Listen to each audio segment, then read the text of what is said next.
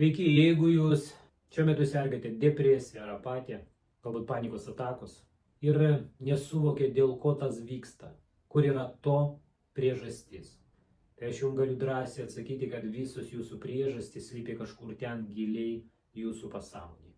Dažniausiai tai būna vaikystė. Nes jeigu viskas būtų paviršiuje, jūs jau būtumėte išsprendę savo depresiją su psichologu, meditacijų pagalba, galbūt afirmacijų pagalba, ar galbūt pozityvaus mąstymo pagalba.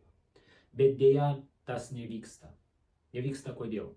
Nes jūs neatrandate tos šaknies, kurie iš tikrųjų slypi jūsų pasąmonėje. Tam, kad ją atrasti, reikia pasinerti į pasąmonę ir atrasti būtent tą situaciją, būtent tą priežastį, kuri dabar veda jūs prie depresijos. Iš tikrųjų, tų priežasčių gali būti keletas.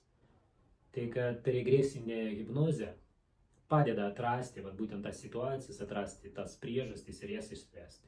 Jūs pasveiksite, vėl grįšite į normalų gyvenimą, vėl galėsite džiaugtis gyvenimu, saulė, savimi.